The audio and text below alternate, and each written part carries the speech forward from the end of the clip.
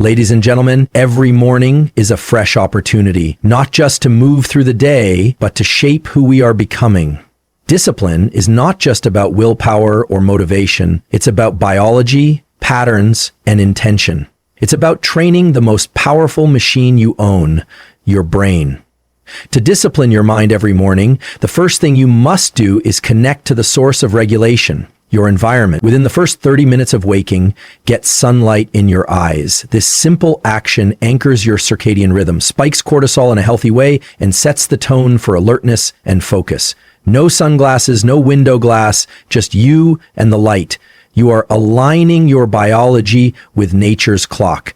And that synchronization is the foundation of mental control. Get morning sunlight within 30 minutes of waking, because this is one of the most powerful levers to anchor your brain and body to the proper circadian rhythm. When you expose your eyes without sunglasses or window glass to natural sunlight in the early part of the day, a cascade of biological processes is triggered that prepares your mind for focus, alertness, and discipline. The photoreceptors in your retina detect specific wavelengths of light, especially the blue light spectrum present in the early sun, and send signals to your brain's suprachiasmatic nucleus, which is the master clock regulating your sleep-wake cycles. This process helps release cortisol at the right time, and when that cortisol spike occurs naturally in the morning through sunlight, it not only increases your alertness, but also sets a timer for the release of melatonin about 14-16 hours later, ensuring better sleep that night, which loops back into sharper mental function the next day. Morning sunlight also stimulates dopamine pathways, improving your motivation and mood, giving you the natural drive to act on your goals and intentions with clarity and persistence.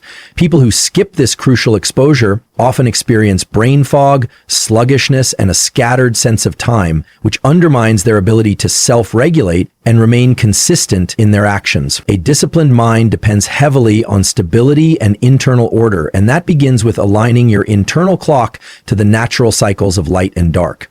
Even just 10 minutes on a sunny day or 20-30 minutes on a cloudy one can have a profound effect on your ability to regulate energy, attention, and emotional stability throughout the day. Delay dopamine-seeking behaviors in the first hour of your day, because the quality of your morning directly programs your brain's reward system and determines how well you can focus, resist distraction, and stay mentally resilient throughout the rest of the day. When you reach for your phone immediately after waking, scrolling through social media, checking notifications, consuming fast content, you are essentially flooding your brain with quick, high-reward dopamine hits at a time when your mind is still forming the foundation of your psychological state for the entire day. This sudden spike in dopamine from unnatural sources can dysregulate your dopamine baseline, making it harder for your brain to find motivation in slower, more meaningful tasks like deep work, problem-solving, physical training, or disciplined habits.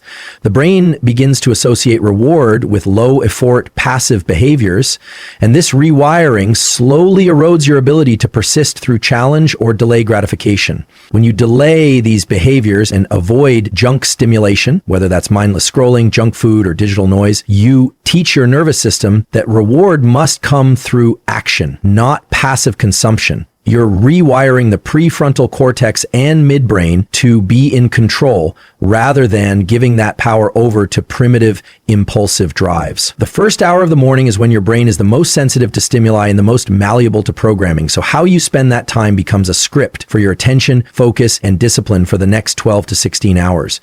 It is during this period that avoiding rapid artificial dopamine spikes gives your mind the room to develop natural momentum that's built through small acts of control, conscious choices, and internal satisfaction. Instead of jumping from one dopamine hit to the next, you begin to develop what's called tonic dopamine, a more stable, longer-lasting sense of drive and clarity that supports effort over time. This is the kind of neurochemical profile required for discipline, for long-term thinking, and for a mind that can stay with a task even when the emotions aren't convenient. By abstaining from cheap stimulation in those first 60 to 90 minutes, you also allow your natural alertness systems to take over, systems that are designed to reward effort and presence rather than consumption and avoidance. It's not about avoiding pleasure forever, it's about delaying it long enough so that your brain can reclaim its natural motivational rhythm rhythms and make room for the kind of focus and emotional control that discipline depends on.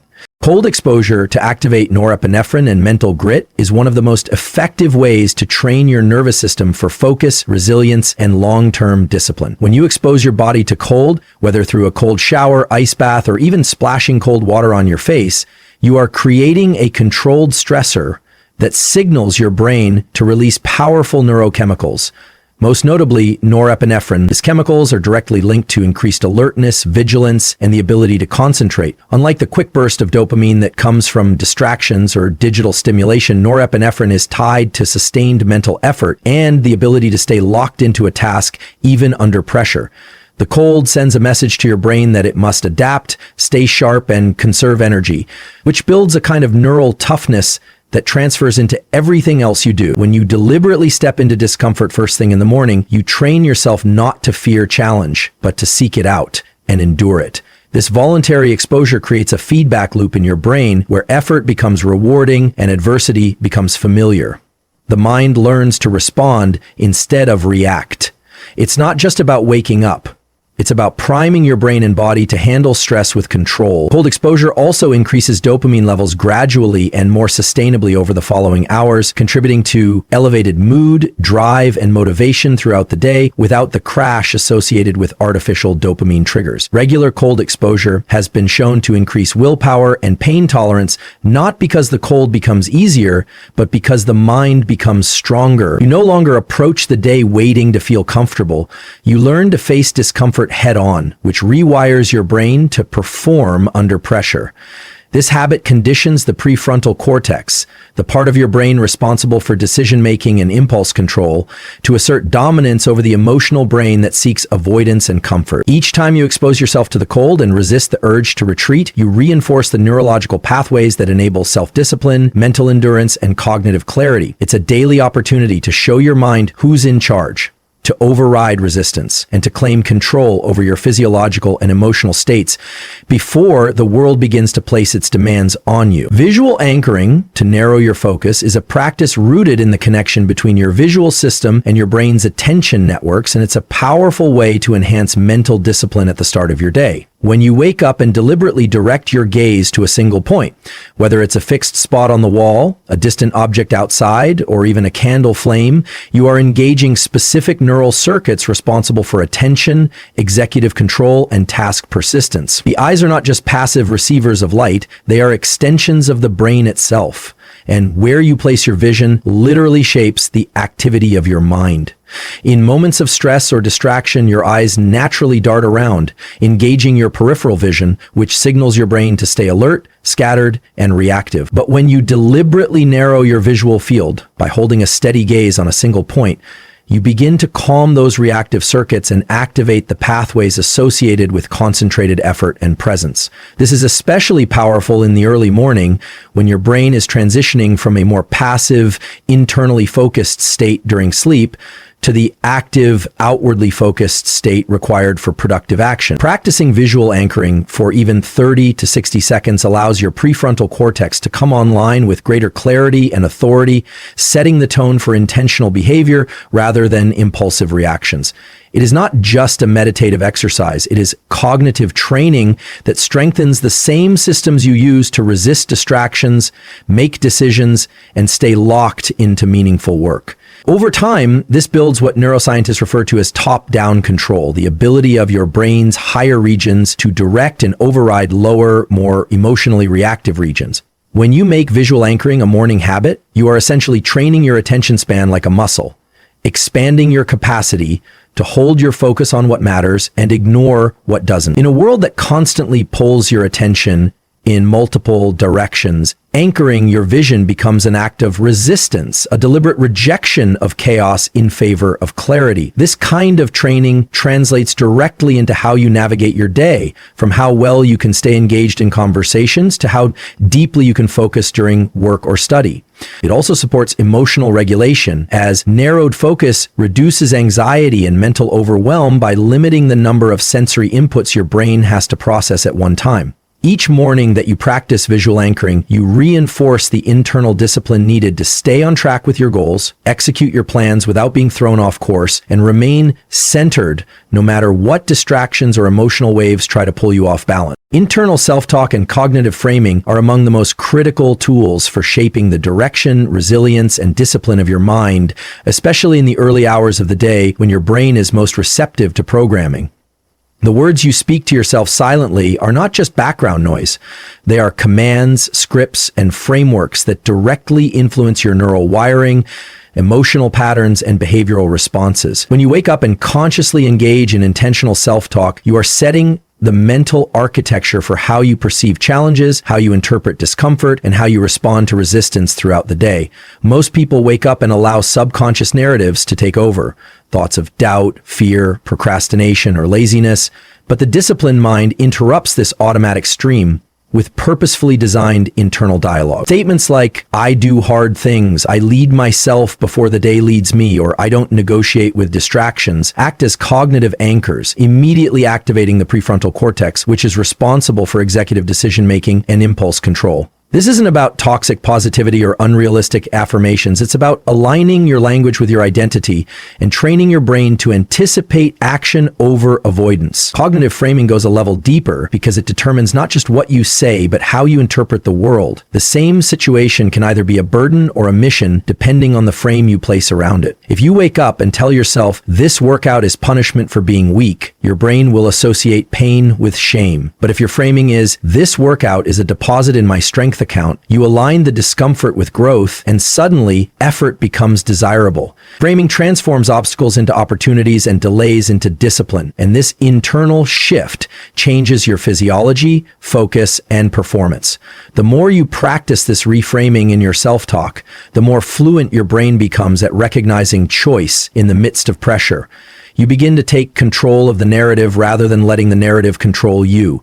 The mind becomes a tool, not a trap. Every morning is a blank slate, and the first voice you hear is your own, so it matters what it says, how it says it, and what reality it creates. When practiced consistently, this internal guidance system becomes stronger than external noise, and your self-directed language turns into a self-fulfilling pathway toward mental toughness, clarity, and high performance. Train your autonomic nervous system via breath control, because your breath is the only function in your body that is both automatic and under conscious control, acting as a direct interface between your mind and your physiology. The autonomic nervous system governs your heart rate, digestion, stress response, and energy levels.